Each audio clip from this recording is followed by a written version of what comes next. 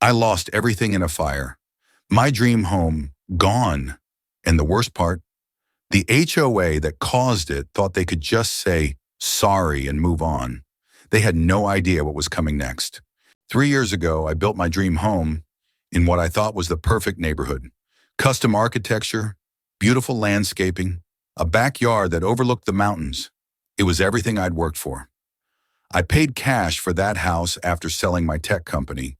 But one day I came home from a business trip to find nothing but ashes where my house once stood. And when I discovered the HOA was responsible, that's when I decided they would pay, by losing everything they had too. The fire marshal's report was clear. The HOA had hired some cheap landscaping company to clear brush around the community. These guys used equipment that threw sparks in dry conditions against county regulations. Those sparks caught the dry grass near my property line, and within hours my house was gone. When I confronted the HOA board about it, their response was shocking. "That's what insurance is for," the president told me with a shrug. "Besides, your house never really fit in with our community aesthetic anyway." That was the moment I knew I wouldn't just rebuild. I would take everything from them. First, let me tell you a bit about Lakeside Estates, the community where this all happened. It was an older development of about 120 homes built in the 1990s. Most houses were worth between $400,000 and $600,000. Nice, but nothing spectacular. My property was different. I'd bought 3 adjacent lots on the edge of the neighborhood and built my custom home worth just over $3.2 million. The HOA had given me trouble from day one. They complained about the construction noise. They fined me because my builder's trucks were parked on the street. They tried to reject my building plans multiple times, but my architect knew exactly how to work within their rules while still giving me what I wanted. The board consisted of 5 people. There was Margaret, the president, a retired school administrator who'd been running the HOA with an iron fist for 9 years. Then there was Dave, the treasurer, who worked in banking and seemed reasonable until you actually needed something. The other 3 were basically Margaret's puppets. After the fire, I stayed in a hotel for the first week, just trying to process what had happened. I lost family photos that could never be replaced.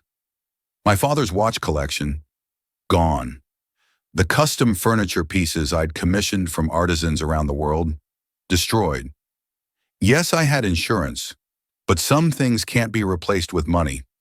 When I filed my insurance claim, I discovered something interesting.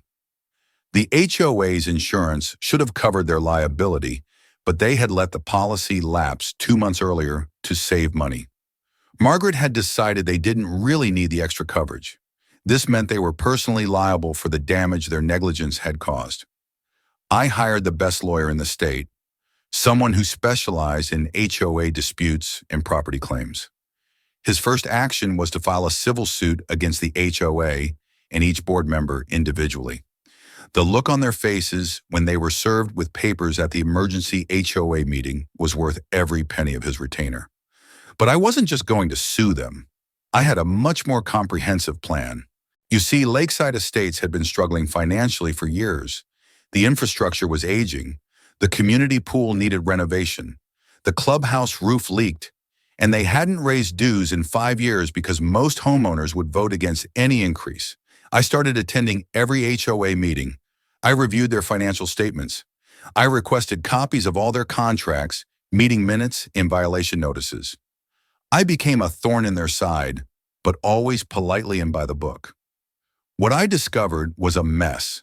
They hadn't been maintaining proper reserves. They'd been deferring necessary maintenance.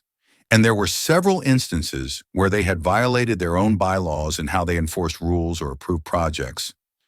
Meanwhile, I began buying properties in the neighborhood. The first house I bought was directly across from Margaret's. It was a foreclosure that I got for a good price. I renovated it completely and painted it a bright teal color that I knew would annoy her, but which technically fell within the approved color palette from the 1990s that they'd never updated. Then I bought the house next to Dave's and installed the tallest legal fence right along his property line, blocking his view of the lake. Each time a property came up for sale in the neighborhood, I was there with a cash offer above asking price. In a down market, many people were eager to sell. Within 8 months, I owned 17 houses in Lakeside Estates. I rented these properties to carefully selected tenants. I looked for responsible people who would maintain the properties well, but who also wouldn't put up with HOA bullying. I made sure they understood that if the HOA tried to fine them for anything, I would handle it. I covered their legal costs if needed. The lawsuit was progressing slowly, as these things do. The HOA tried to settle early for a fraction of what I'd lost, but I refused. My lawyer advised me that their position was weakening as we uncovered more evidence of negligence and mismanagement. During this time, I also began networking with other homeowners who had grievances against the board. There were quite a few. One elderly couple had been fined repeatedly for having a ramp installed for their disabled son. Another family had been denied permission to install solar panels. A single mother had been harassed about her children's basketball hoop. I organized these homeowners. We created a Facebook group and then a formal alliance. We began challenging the board at every meeting. We requested special audits. We demanded transparency. We questioned every expense. The pressure was building on the board, but Margaret refused to resign. She'd been in power too long and couldn't imagine the community without her leadership. That's when I made my next move. The HOA bylaws stated that a special election could be called if 60% of homeowners signed a petition. With my 17 properties and the alliance I'd built with about 30 other homeowners, we had enough signatures. Margaret tried to block the special election on technical grounds, but my lawyer was prepared. He threatened additional legal action and specifically against her for breach of fiduciary duty. She backed down. The campaign for the board positions was intense. Margaret and her team sent letters to every homeowner warning them about the outside investor trying to take over their community. They claimed I would raise dues and change the character of the neighborhood. Our alliance countered with facts. We distributed copies of the financial records showing their mismanagement. We created a detailed plan for how we would improve the community without substantial dues increases. We promised transparency and fair enforcement of rules. The election day came 9 months after my house had burned down. The turnout was the highest in the HOA's history. Every homeowner voted. Our slate of candidates won in a landslide. Margaret and her entire board were out. My chosen representatives were in. I didn't take a position myself. I didn't need to. The people I supported understood my vision for fixing the community. But I wasn't done yet. The new board's first action was to settle my lawsuit. The terms were severe. Each former board member had to personally contribute toward the settlement. The HOA's reserves were nearly depleted. But it wasn't about the money for me anymore. The next step was updating the HOA bylaws. We modernized them, removing outdated restrictions and adding protections for homeowners. We created a fair process for architectural reviews. We established clear guidelines for enforcement. As the community began to improve under the new leadership, property values started to rise. The homes I had purchased were now worth 15 to 20% more than what I'd paid. That's when I implemented the final part of my plan. The HOA bylaws had a provision that allowed for dissolution of the association if 75% of homeowners agreed.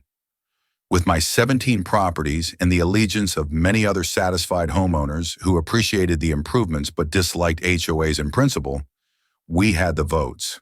The proposal was simple. Dissolve the HOA, create a simple covenant that protected property values without micromanagement, and establish a voluntary neighborhood association that would maintain only the essential common areas. Margaret and her supporters fought hard against this. They spread rumors that without the HOA, the neighborhood would fall into disrepair, that people would paint their houses neon colors and park RVs in their driveways, that property values would collapse. But most homeowners had seen enough of HOA politics. They were tired of the drama. They liked the improvements we'd made, but didn't see why they needed to pay hundreds in monthly dues for the privilege of being told what color their mailbox could be. The vote was scheduled for exactly 1 year after my house had burned down, a symbolic date that wasn't lost on anyone. The night before the vote, I visited what remained of my property. The lot had been cleared, but I hadn't rebuilt. I'd been too focused on my plan. Standing there in the moonlight, looking at the empty space where my dream home had once stood, I felt a strange sense of peace. The house was gone, but I had built something else, a community of people who stood up against petty tyranny. The next day, the votes were counted. The result, 82% in favor of dissolving the HOA. Margaret was there when the results were announced. She looked directly at me and said, "You've destroyed something that took decades to build." I replied, "No, Margaret. I've freed people from something that should never have existed in the first place." The formal dissolution took another 2 months to process legally. During that time, I sold 15 of my 17 properties at a significant profit. I kept 2, the ones next to Margaret's and Dave's homes. I turned those into transitional housing for families recovering from house fires. The families pay no rent, and the program is managed by a nonprofit I created. The irony of former HOA board members now living next to these properties without any power to complain about them is not lost on anyone in the neighborhood. As for my original lot, I finally decided what to do with it. I donated the land to the city for a small public park with a playground. The only condition was that it would be named Phoenix Park, a reminder that something good can rise from the ashes of disaster. The former Lakeside Estates is now simply called Lakeside. It's a friendly neighborhood where people help each other out voluntarily. Property values have continued to rise because it turns out that what makes a community desirable isn't restrictive rules, but neighbors who respect each other. I eventually built a new home in a different city. It's beautiful, but in some ways I'm prouder of what I built in Lakeside, a community that governs itself through mutual respect rather than threat of fines. The most satisfying moment came 6 months after the HOA was dissolved. I attended the first annual Lakeside Community Picnic, an event organized and funded voluntarily by residents. The atmosphere was relaxed and joyful. Children played on the new equipment at Phoenix Park. Neighbors who had once been afraid to speak to each other for fear of HOA violations were now friends. Margaret came up to me that day. She hadn't spoken to me since the dissolution vote. I expected anger, maybe even threats. Instead, she said something that surprised me. "I still think you were wrong about the HOA," she began, "but I have to admit I haven't seen the neighborhood this happy in years, and I don't miss the board meetings." I just nodded and offered her some of the potato salad I'd brought. Sometimes the best revenge isn't destroying your enemies, but transforming them into something better.